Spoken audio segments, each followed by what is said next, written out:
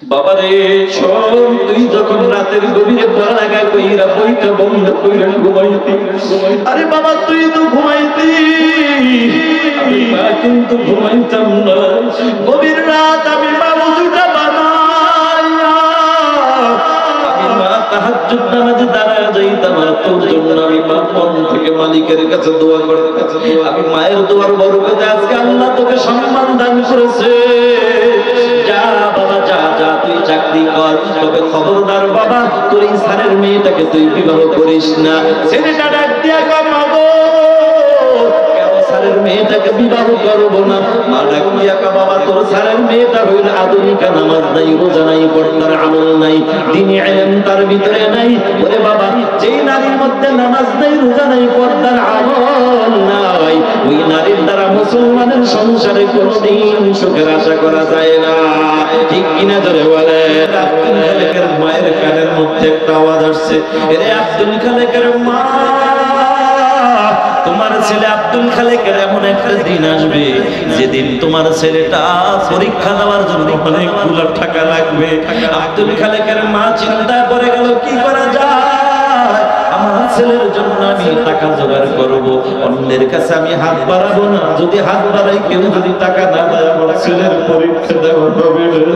মা চিন্তা করে করে এবার টাকা জোগাড় করলো কেমনে? দেখো, হঠাৎ করে একদিন আব্দুল খালেকের স্যার পরীক্ষা দেওয়ার সময় হয়ে গেছে। স্যার ডাক দিয়া, বাবা আগামীকাল তোমরা সবাই 1200 করে টাকা নিয়ে আসবা, পরীক্ষার ফর্ম ফিল আপ করা লাগবে। কথাটা বলার পরে সব ছিলেন আনন্দে রাজি, কিন্তু এতিম ছেলে আব্দুল খালেক দাঁড়ায়া চোখের পানি চাইরা কান্দে। স্যার ডাক দিয়া, বাবা তোমার চোখে কেন পানি, কেন তুমি কান্না করো বুঝলাম না। ছেলেটা কান্না করে আর ডাক দিয়া বলে, স্যার আমার চোখে পানি আসার একটাই কারণ, আজকে আমার বাবা নাই, আমি বড় এতিম।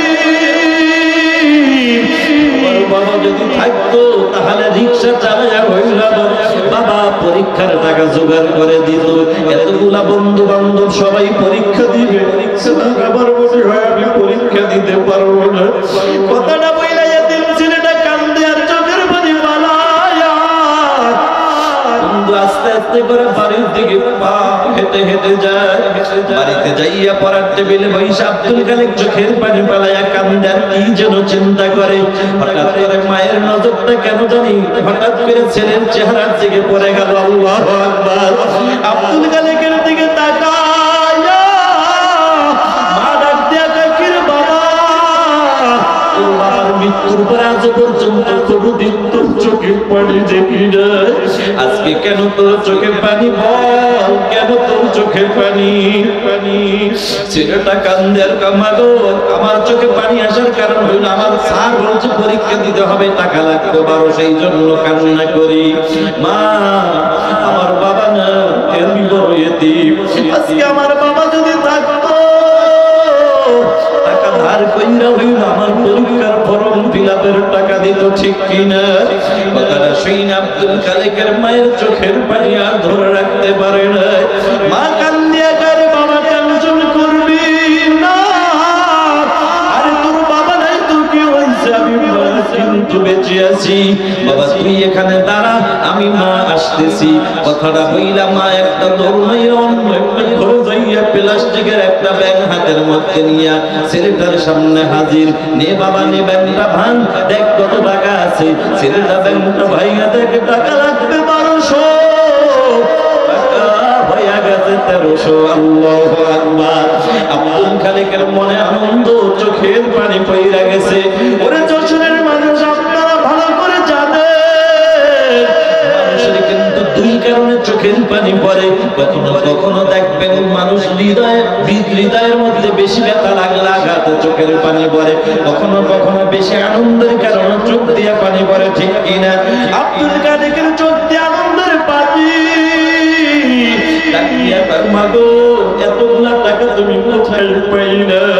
মা ডাক দিয়া, বাবা তোর জানার দরকার নাই আমি মা টাকা কোথায় পাইছি, যা তুই পরীক্ষা দে। ছেলেটা কান্দে ডাক দিয়া কয়, মাগো কেন জানতে চাই জানো? আমার বাবার মৃত্যুর পরে কোনোদিন তোমারে ভালো একটা জামা পড়তে দেখি না। আমারে ভালো একটু দেখি না। মাগো তুমি টাকাগুলা কোথায় পাইছো? বলো না মা, কোথায় পাইছো? কথাটা শুই না মা। বাবা শুনবি তাহলে শুনি, শোন বাবা শোন। যেদিন আমি মা শুনছি তোর পরীক্ষার টাকা লাগবে, ওই দিন মা আমি সিদ্ধান্ত নিয়েছি টাকা জোগাড় করবো। হঠাৎ করে কিছু টাকা জোগাড় করিয়া আমি মা 2টা মুরগি ক্রয় করে বাড়িতে নিয়ে আসলাম। মা মুরগি 2টা পালতে পালতে 2টা মুরগিতে প্রতিদিন একটা করে 2টা ডিম দেওয়া শুরু করলো। একটা ডিম আমি মা তোর জন্য বাজেট করলাম, আর একটা আমি মায়ের জন্য বাজেট। আমি মা জানি আমি না খাইলে তুই খাবি না, এই জন্য আমি মা তোর ডিমটা সিদ্ধ কইরা তোর হাতে দিতাম, আর আমি মায়ের বাজেটের ডিমটা আমি মা সিদ্ধ করতাম না, কাঁচা ডিমটাই হাতে নিয়ে নাড়াচাড়া করতাম আর গল্প করতাম। এরে বাবা আমি মায়ের গল্পের বাকি গল্পের ডিমটা ছুটিকেই খাইতি। আমি মায়ের বাজেটের ডিমটা তোর চোখটারে ফাঁকি দিয়ে আস্তে কইরা লুকায়া রাইখা দিতাম, আর বিকাল বেলা আমি মায়ের বাজেটের ডিমটা বিক্রি করে করে মা তোর জন্য পরীক্ষার টাকা জোগাড় করছি। যুবক ভাই এই মাকে কষ্ট দিও না, মার যে কতটা অবদান এটা তুমি এখন বুঝবে না। ও যুবক ভাই কষ্ট হইতেছে আপনাদের, জিকির করি লা ইলাহা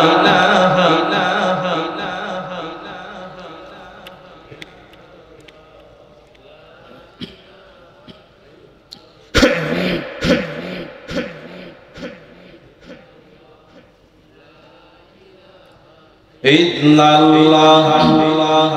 লা ইলাহা ইল্লাল্লাহ মুহাম্মাদুর রাসূলুল্লাহ সাল্লাল্লাহু আলাইহি ওয়াসাল্লাম। বাবাজির আমার আব্দুল খালেক এবার দাঁড়ায় দাঁড়ায় কান্দে, মা তুমি একটু দোয়া করে দাও আমি যেন পরীক্ষায় পাশ করে তোমার মনের আশা পূরণ করতে পারি। মা ছেলেকে দোয়া করে দিলেন, ছেলে দোয়া নিয়ে চলে গেল। পড়ালেখা করতে করতে মেট্রিক পরীক্ষা দিল, পাশ করলো। এইভাবে পড়ালেখা করতে করতে মাস্টার্স পর্যন্ত কমপ্লিট করে ফেললো। একদিনের ঘটনা, আব্দুল খালেক রাস্তা দিয়ে হেঁটে যায়, হঠাৎ করে স্কুলের হেডমাস্টারের সামনে দিয়ে হেঁটে যায়।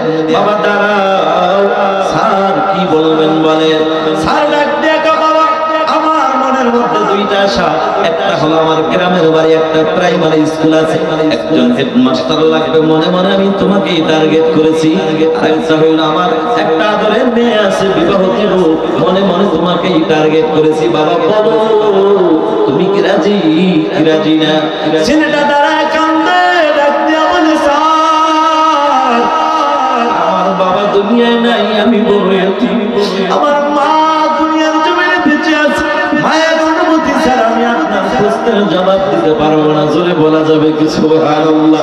মুসলমান যুবক ভাই, ও যুবক আজকে এই মাকে চেনো না, আজকে তুমি ব্যবসায় নামবা, মাকে অনুমান অনুমতির প্রয়োজন মনে করো না। বিদেশে যাই বা শ্বশুর বাড়ি পরামর্শের জন্য দৌড়াও। আরে যুবক মার দোয়া নিতে চাও না, মার পরামর্শ জিজ্ঞাসা মার কাছে জিগাও না। ওরে কপাল পরা যুবক একটা কথা বলে যায়, আরে তোর মাকে বাদ দিয়া যেই শাশুড়ির পাগল হয়ে ঘোরো, ওই শাশুড়ির সাথে যদি একটু ব্যাঘাত ঘটে যায়, তোর মতো আদরের জামাই নামে যশোর সদর থানা মামলা দিতে মোটেও চিন্তা করবে না। কিন্তু কপাল পরা যুবক আল্লাহর কসম করে বলল ভুল হবে না।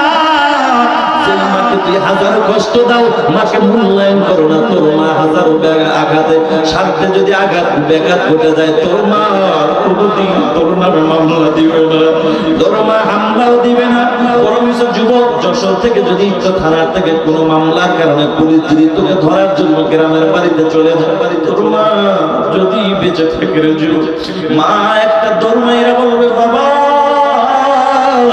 তুই ঘর থেকে বের হবি না, তোকে ধরার জন্য কিন্তু পুলিশ চলে আসছে, তুই এই চিপার মধ্যে থাক, পুলিশের সাথে যা বুঝার আমি মা বলবো।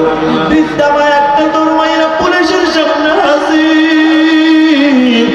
মায়ের কাছে পুলিশের কাছে যাইয়া মায়ের হাতটা বাড়ায় একা স্যার আমি মায়ের হাতে হ্যান্ডকাপটা লাগাইয়া দে, তবু আমি মায়ের চোখের সামনে আমার কলিজার টুকরার হাতে হ্যান্ডকাপ লাগাইবেন না।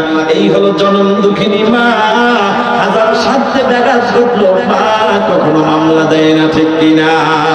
ও কলিজার টুকরা যুবক, আব্দুল খালেক একটা দৌড়াইরা তোমার কাছে হাজির হয়ে গেছে। মা গো, আমার স্যার দুইটা অফার দিছে, কোনটা মানবো কোনটা মানবো না। মা ডাক দিয়া গো, বাবা আব্দুল খালেক শুনে নে, আরে তোর স্যার যে চাকরির অফার দিছে, যা বাবা যা, চাকরি কর। তবে তুই মনে করিস না তোর পড়ালেখার যোগ্যতার সার্টিফিকেট দিয়ে চাকরি পাইছো, চাকরি পাইছো। ওরে মুসলমান যুবক, জানি না যুবক সময় হয় কিনা, তবে একটা কথা এখানেই আমি বলে যাই, যুবকরে তোমরা যারা বিবাহ করো নাই, আসো যদি বলো পাও ধরতে রাজি, শুধুমাত্র আল্লাহর মুহাব্বতে। ও যুবক ভাই যারা বিবাহ শাদী করো নাই, এখন থেকে ওই মালিক আল্লাহর কাছে আজকে থেকে দুইটা দোয়া বেশি বেশি করবা। একটা দোয়া করো, আল্লাহ তুমি আমাকে নেক হায়াত দান করো। আর একটা দোয়া করবা, আল্লাহ হায়াতের জিন্দেগিতে আমার জন্য একজন নেককার আল্লাহ ওয়ালা বিবি দান করে দাও। ওরে কো যুবক ভাই, নেককার বিবি ঘরে ঢুকাইলে কপাল বড় ভালো। নেককার বিবি ঘরে ঢুকাইলে তোমার জন্য তিনটা লাভ। এক নম্বর লাভ, হায়াতের জিন্দেগিতে স্বামী হিসাবে খেদমতের কোনো ত্রুটি হবে না, কোনো ত্রুটি হবে না। কারণ নেককার বিবিরা স্বামীর খেদমতের বড় পাগল, কথা বলো ঠিক কিনা? ও যুবক ভাই, নেককার বিবি ঘরে ঢুকাইলে তিনটা লাভ। এক নম্বর লাভ হলো যুবক, তোমার হায়াতের জিন্দেগিতে স্বামী হিসাবে খেদমতের ত্রুটি হবে না। দুই নম্বর লাভ হলো যুবক আল্লাহর গোলাম, নেককার বিবির গর্ভে সন্তান পাইবা, নেককার সন্তান, কথা বলেন ঠিক কিনা? মুসলমান আল্লাহর গোলাম। আর তিন নম্বর লাভ হবে, যেই নবী বলেছেন আল জান্নাতু তাহতা আকদামিল উম্মাহাত, তোমার মায়ের পায়ের নিচে তোমার জন্য জান্নাত। নবীর কথা সত্য, ওই মায়ের পায়ের নিচে জান্নাত যদি কামাই করতে চাও, তোমার নেককার একজন বিবি ঘরে দরকার। নেককার বিবি ঘরে ঢুকাইতে যদি পারো, তাহলে নেককার বিবির দ্বারা তোমার জনম দুঃখিনী মা বাবার খেদমতের কোনো ত্রুটি হবে না, ঠিক কিনা? তবে এর বিপরীত, বেআমল ওয়ালা বেপরদাওয়ালা নারী যদি ঘরে ঢুকায়, যুবকদের ওদিকে যেমন নেককার বিবি ঘরে ঢুকাইলে তিনটা লাভ, সময় যদি থাকে আমি লাস্টে বলবো। তবে এদিকে আবার বেআমল ওয়ালা বেপরদাওয়ালা বিবি যদি ঘরে ঢুকায়, এদিকে কিন্তু আবার তিনটা ক্ষতি। এক নম্বর ক্ষতি, তুমি স্বামী হিসাবে খেদমত পাইবা না, কারণ বেআমল ওয়ালা নারীরা কখনো স্বামীর খেদমতের পাগল না। তবে তারা এটার পাগল, বলে স্বামীর পকেটের টাকা এমনি ভরে ভরে ওই এমনি দিয়া অন্য পুরুষের সাথে কালেকশন লাগাইয়া 14ই ফেব্রুয়ারি বেহায়া দিবসের দিন পার্কে ঘোরার বড় পাগল, ঠিক কিনা? ওরে মুসলমান যুবক, বেআমল ওয়ালা নারী ঘরে ঢুকাইলে তিনটা ক্ষতি। এক নম্বর ক্ষতি হলো তুমি স্বামী হিসাবে খেদমত পাইবা না। দুই নম্বরে নেককার সন্তান তুমি পাইবা না। কারণ কি জানো, মুসলমান তেঁতুল গাছ লাগাইয়া যদি আঙ্গুর ফলের আশা করো, এটা হবে তোমার চরম বোকামি। আল্লাহ বলবে, ওরে বললাম তোরে আঙ্গুর ফল পরে দিব, আগে তোরে পাবনা ভর্তি করা দরকার। কারণ কি জানো, আল্লাহ বলে আমি আল্লাহ আঙ্গুরের জন্য আলাদা গাছ দান করলাম, আপেলের জন্য আলাদা দান করলাম, তেঁতুলের জন্য আলাদা দান করলাম। ঠিক যেমন আঙ্গুর ফল তেঁতুল গাছ লাগাইয়া আঙ্গুর ফলের আশা করে বোকামি, বেআমল ওয়ালা বেপরদাওয়ালা নারী একদম ঘরে ঢুকাইয়া বলে নেককার সন্তানের আশা করাটাও বোকামি। বলে মুসলমান বেআমল ওয়ালা নারী ঘরে ঢুকাইলে তিন নম্বর ক্ষতি, জনম দুঃখিনী মা বাবার কোনোদিন খেদমত পাইবা না। এটার বাস্তব প্রমাণ। বাবা কষ্ট হচ্ছে নাকি আপনাদের? আমি স্লিপ দিতে 10 মিনিট টাইম, তবে আমি চেষ্টা করব 5 মিনিটে শেষ করে দেওয়ার জন্য। যুবক ভাই, এবার মনোযোগ দিয়ে শোনো, দিনটা একটু নরম করে দাও। নাজাতের আগে দেখো একটু মনটা নরম হয় কিনা, চোখের পানি পড়ে কিনা। মা ডাক দিয়া কা, বাবা আব্দুল খালেক তোর স্যারের মেয়ে আধুনিকা মনে আছে আপনাদের? নামাজ পড়ে না, রোজা রাখে না, এমন মেয়েকে তুই পরে ঢুকাস না, সুখ পাবি না, শান্তি পাবি না। ছেলেটা মার কথা মানে না, মার কথা মানে না। ছেলেটা নিজে নিজেই পণ্ডিতি কইরা বিবাহ কইরা বাড়িতে হাজির হয়ে গেছে। বাড়িতে আইসা ডাক দিয়া কা, বিবি এই যে বৃদ্ধা মহিলা দেখো, ইনি হলেন আমার জনম দুঃখিনী মা। বিবির কথা দে আমার এই মাকে কোনোদিন কষ্ট দিবি না, কথা দে আমার মায়ের খেদমতের ত্রুটি করবি না। কথাটা শোনার পরে বিবির একটা কয়, ও স্বামী আমার, তোমার মায়ের গোলামি করার জন্য আমি বাড়িতে আসি না। কথাটা শুই না মার চোখ দিয়ে টপ টপ করে পানি, ছেলেটা খুব কইরা আমার হাতটা ধইরা ডাক দিয়া কাঁদো, তুমি কান্না করবা না, চোখের পানি ফালাইবা। আমি কথা দিলাম তোমার ছেলে, আমি কথা দিলাম তোমার এই পুত্রবধূকে মানুষের মতো মানুষ বানাইয়া আমি বুঝাইয়া তোমার সামনে ফিরাবো। মা কয় পারবি না, পারবি না, কারণ ঘরে বিবি যদি নেককার হয়, স্বামী যদি মদ করে জুয়া করে গাঁজা করে হয়, ওই নেককার বিবির দোয়া এবং চেষ্টার বরকতে আল্লাহ বলা যুবককে আল্লাহ ওয়ালা বানানোর সম্ভাবনা আছে। তবে যদি নারী যদি বেআমলা হয়, নারী যদি বেপরদাওয়ালা হয়, স্বামী যদি তাহাজ্জুদ গুজার বড় আমির সাহেব হয়, বড় মুরিদ হয়, মুসলমান ওই বিবিকে সোজা বানানো স্বামীর জন্য বড় কঠিন ব্যাপার। কথা ঠিক কিনা? এইবার মা যা বললো তাই হয়ে গেল। ছেলেটা বিবিকে মানুষ বানাইতে পারে না, বরং বিবির কাছে থাইকা নিজেই অমানুষ হয়ে গেছে। একদিনের ঘটনা, স্কুলের ডিউটি কইরা বিকাল বেলা বাড়িতে এসে তাকায়া দেখে সুন্দরী বিবির চেহারাটা মলিন হয়ে গেছে। ধীরে বিবি তোমার চেহারাটা মলিন কেন? তোমার মায়ের কারণে। আমার মা কি করছে? তোমার মা আমার সাথে প্রতিদিন ঝগড়া করে। ওরে যশোরের মুসলমান, এরকম মিথ্যা কথা বানায়া বানায়া বলার মতো সোনার বাংলাদেশে সোনার বউ আছে না নাই? যদিও যশোরে লাগে নাই, বরিশালের কথা কইতেছে, এদিকে তো নাই। আছে নাকি? আছে। আল্লাহ সবাইকে সহি বুঝদান করুক, বলেন আমিন। ওরে পদ্মার মা, আজকে তো পুত্রবধূ হইছো, এমন একটা দিন আসবে তুমিও কিন্তু শাশুড়ি হইবা। আজকে তোমার শ্বশুর শাশুড়ির সাথে যেমন খারাপ আচরণ করবা, এই খারাপ তোমার কপালে এর চাইতে 3 গুণ খারাপ তোমার কপালে আছে, ঠিক কিনা? ও পদ্মার মা, আল্লাহর গোলাম আব্দুল খালেক কয়, কিরে বিবি মন খারাপ কেন করো? তোর মা আমার তোমার মা ঝগড়া করছে, তোমার মা যদি বাড়িতে থাকে আমি থাকবো না।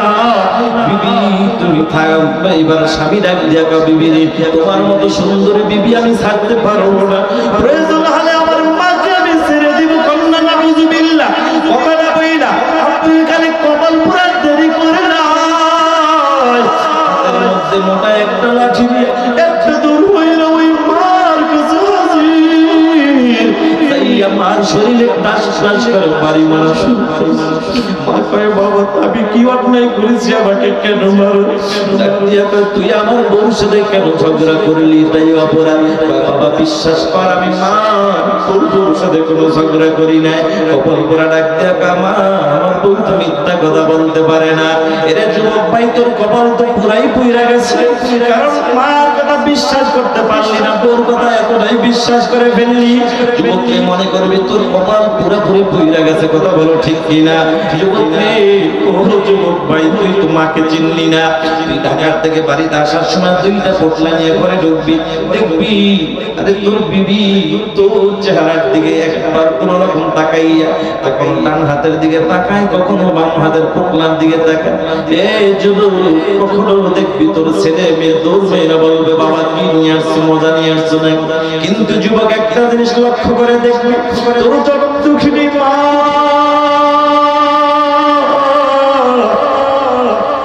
একবার তোর ডান হাতের পোটলার দিকে তাকায়, একবার তোর বাম হাতের পোটলার দিকে তাকায়, বরঞ্চ তোর মাকে দেখবি তোর সুন্দর